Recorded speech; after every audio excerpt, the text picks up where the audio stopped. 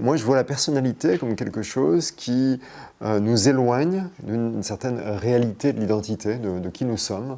On peut voir qui nous sommes finalement comme un être essentiel, et la personnalité est ce qui nous éloigne de notre essence. Je vais vous donner un exemple concret, peut-être, sinon ça va être un peu abstrait. Moi, par exemple, au cœur de ma personnalité, il y a une problématique de peur. D'accord, de peur, ça veut dire que tout l'équilibre de ma personnalité s'est construit autour de la peur. Alors, ne me demandez pas peur de quoi, parce que à l'origine, j'ai peur d'à peu près tout. Peur ancestrale, globale, qui inclut la mort et tout le reste. Oui, mais exactement. C'est-à-dire, à l'origine, ma grande peur, c'était la peur des autres, mais vraiment une peur maladive des autres. Mais ça s'étendait à tout. J'avais peur des araignées, j'avais peur, quand j'étais jeune, des missiles soviétiques qui étaient pointés sur l'Europe. Depuis, on les a retirés, mais il paraît qu'ils sont en train de les remettre. Mais ça ne me fait plus aussi peur qu'avant, d'ailleurs. Mais bref, peur d'à peu près tout. Et c'est OK, j'ai envie de dire. Ma personnalité s'est construite autour de ça, comme beaucoup de gens. On a tous une problématique. Donc, je parle de moi, c'est la peur. Pour d'autres, ça va être la colère. Pour d'autres, ça va être, je ne sais pas, une problématique d'image, du regard de l'autre, etc. Et là où je veux en venir, c'est que néanmoins, si, je ne sais pas, vous deviez parler de moi par exemple, vous ne pourriez pas me définir comme quelqu'un de peureux. Parce que si vous me définissez comme quelqu'un de peureux, en fait, vous ne dites rien de moi. Pourquoi ? Parce que mes peurs, en l'occurrence, sont plutôt ce qui m'empêche d'être moi-même. Par exemple, quand j'étais jeune, mes peurs étaient ce qui m'empêchait d'aller dans la direction professionnelle qui m'intéressait. Pourquoi ? Parce que c'était en relation avec des gens. Et comme les gens me faisaient peur, eh bien, j'avais choisi un métier, c'était dans l'expertise comptable en l'occurrence, qui, le croyais-je, du moins, ça fait rire Olivier, m'éloignait. Parce qu'ils se connaissent très très bien, Laurent Godet. Oui, m'éloigner des gens. Je me disais, au moins, je vais être planqué dans un bureau. Sauf que voilà, on ne peut pas lutter contre sa nature. Et quand je me suis retrouvé, en effet, mon bac plus 5 en poche, planqué dans un bureau avec des piles de listings, je me souviens, il y avait 2 ordinateurs, j'ai compris que je ne pourrais pas tenir 40 ans. C'était seulement 40 ans à l'époque. C'est un petit peu long, 40 ans. Voilà. Donc, on ne peut pas me définir par ma personnalité. Ma personnalité, en fait, est bizarrement ce qui m'empêche d'être moi-même. Et ce que je suis, moi, mais il faut aller le chercher, en fait, assez profondément. Et comment ? En me libérant de la personnalité. Donc il a fallu que j'apprenne, mais c'est un travail assez long, il a fallu que j'apprenne, moi en l'occurrence, à me libérer de mes peurs, donc gagner en confiance, en l'occurrence, confiance en moi, confiance dans les autres, confiance dans la vie en général, pour que je puisse vraiment vivre ma vie, c'est-à-dire aller dans la direction inspirée par mon cœur, insufflée par mon cœur, et faire ce que j'avais envie de faire, vous voyez, de réaliser ce que j'avais envie de réaliser. C'est assez paradoxal parce qu'en même temps, c'est votre personnalité, c'est votre peur construite peut-être avec une enfance, quelle qu'elle soit, qu'on se construit avec ce qu'on a autour de soi. Donc c'est quand même votre personnalité, mais qui est limitante. Il faut vous en libérer pour aller sur vraiment ce que vous êtes. Oui. Ça ressemble à une sorte de psychanalyse, non, finalement ? Oui, alors, non, c'est pas une psychanalyse. En fait, c'est un peu comme... Alors, c'est pas une mission de vie. Bon, la mission, c'est indépendant. La mission, je pense qu'on a une mission de vie, qu'on vient tous, chacun sur Terre, avec quelque chose à accomplir, ou en tout cas des talents à exploiter pour aller dans une certaine direction. Non, mais ça, c'est presque préalable. C'est un travail, en fait. Un travail qui, pour certains, peut être le travail d'une vie, mais je pense que c'est un travail qui est libérateur et qui va nous permettre justement d'accomplir notre mission. Donc pour moi, ça va être la peur. Pour d'autres, ça va être, comme je l'évoquais, la colère ou une problématique d'image ou de perfectionnisme. Il y a plein de choses, évidemment. Maintenant, pour répondre à la question, au point que vous avez soulevé à l'instant, il y a de l'acquis, mais vraiment le cœur de la personnalité, pour moi, est inné maintenant. Mais pourquoi s'en libérer ? Si on vient avec, c'est peut-être qu'on en a besoin. Mais je pense que voilà, on vient avec parce qu'on a besoin de travailler là-dessus, quoi. Ce que l'on a besoin de travailler, en fait, va nous donner la plus grande force dans la vie. C'est-à-dire, vous voyez, quand on est comme moi dans la peur, en fait, on sera par la suite mieux placé que d'autres pour développer de la confiance en soi dans les autres, etc. Parce que pour les autres, ce sera un peu hors sujet, vous voyez. Et pareil, quelqu'un qui sera dans la colère sera mieux placé que d'autres pour travailler la sérénité. Et donc, il y a un vrai travail à faire. On ne peut pas passer à côté, en fait. Sinon, on risque de passer à côté de sa vie et à côté de ce que nous offre notre personnalité. Donc, c'est comme si, en fait, la personnalité, voilà, c'est un cadeau, on vient avec, mais pour aller au bout du chemin, il y a un travail à réaliser, vous voyez.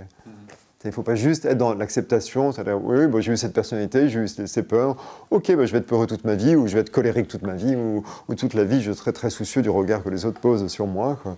Non, c'est pas comme ça. Ça nous donne juste un travail à accomplir pour ensuite pouvoir réaliser notre mission.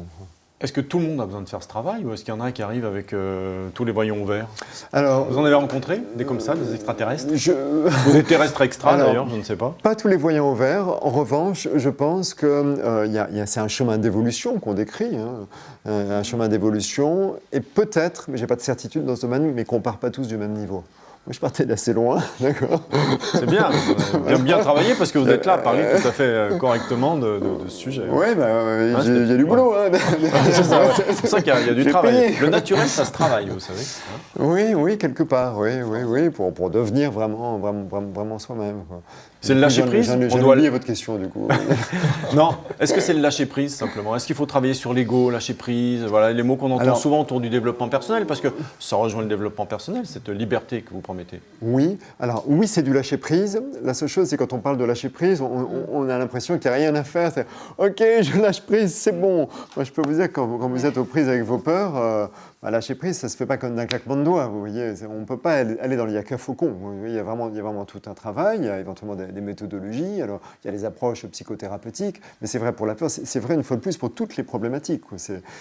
Mais ce qui est amusant, c'est qu'à chaque fois, la problématique d'une personne semble tout à fait triviale aux autres. Parce que les problèmes des autres ne sont pas les nôtres, par définition. Du coup, ça me semble très très facile. C'est genre, mais pourquoi es-tu colérique comme ça? Enfin, où est le problème, tu vois? Ben oui, si c'est pas mon problème, ça me semble facile, d'accord? Vous avez eu plusieurs vies en fait, hein. Une première vie, et puis vous avez commencé à écrire en 2006 avec un premier livre, et là, vous avez surmonté un petit peu vos peurs ou cette deuxième vie? C'était avant, en fait. Je ne me serais pas autorisé à prendre la plume, surtout dans le domaine du développement personnel, sans avoir travaillé sur moi. Mais 2006, ça a été une bascule, non, quand même? Vous avez franchi le pas? Disons que j'ai franchi un pas. Qui était, mais c'est un peu toujours, il y a quand même une continuité, c'est là pendant 15 ans au préalable, moi j'ai exercé le métier de consultant dans le domaine des relations humaines, donc c'est juste qu'au lieu de m'adresser à des petits groupes de 8, 10 ou au maximum 20 personnes, je me suis mis à m'adresser à quelques millions de gens quand même, par l'écriture, quoi. Donc expert comptable, relations humaines, écriture, hein, tout c'est un chemin de vie, de se libérer de ses peurs pour arriver à ça. Oui, maintenant je ne peux pas affirmer que l'écriture est ma mission de vie. Je pense que ma mission de vie, beaucoup plus simplement, ça a trait à la pédagogie. C'est là, moi, je crois la transmission. Voilà, la transmission. Je crois que voilà, si j'ai un talent dans la vie, c'est celui de partager, de transmettre un certain nombre de choses. Voilà, je crois aussi, moi, que remonte ma mémoire, même du temps où j'étais maladivement timide, petit gamin, allez savoir pourquoi, la maîtresse s'adressait toujours à moi quand il fallait expliquer un truc aux copains. Voilà, c'est comme ça. J'imagine votre entourage qui vous a connu petit, timide et qui maintenant vous voit parler dans les médias et avoir envie de transmettre la passion aux autres, de se révéler, ça doit les surprendre quand même, hein. Ils doivent mesurer le chemin parcouru, hein. Oui, j'ai eu quelques expressions de surprise. Ouais, Toi, t'as fait ça, Laurent? Non, c'est pas possible. Eh bien si, mais c'est tout, donc tout ce que vous promettez, la liberté. Vous aussi, Odile Chabriac, vous avez eu plusieurs vies. Ah oui, j'en ai eu plein. Plein, hein. Ouais. Donc, alors, naturopathe humaniste, naturopathie humaniste. Avant de parler de votre parcours, qu'est-ce que cette naturopathie humaniste apporte de plus à la naturopathie? Alors, je ne sais pas si elle apporte quelque chose de plus, mais elle a la volonté d'apporter quelque chose autrement, on va dire déjà, parce qu'on met l'être humain au cœur de l'histoire. Genre, quand vous allez voir un naturopathe ou certains naturopathes, ils vont vous donner un programme et puis grosso modo... c'est pour maigrir. Voilà, pour maigrir. Et puis, quel que soit le patient qui vient pour maigrir, on va lui donner un programme identique. Nous, on n'est pas du tout dans cette manière de faire là. Et notre objectif, c'est vraiment de prendre la personne comme elle est, où elle est, et progressivement de l'accompagner dans un processus. Donc, ça nécessite... d'avoir plein de ressources. Moi, je dis, je sais pas, ça fait plus de 10 ans que je suis installée, j'ai probablement dû jamais donner 2 fois le même programme à des personnes, je pense, même s'il va y avoir des points communs, on est bien d'accord, hein, on ne va pas réinventer la roue tous les matins. Et à côté de ça, ça nécessite aussi un grand travail sur soi, parce qu'il faut être à l'écoute de l'autre. On n'est pas là pour trouver des solutions, quelque part, on est là pour cheminer ensemble dans un processus.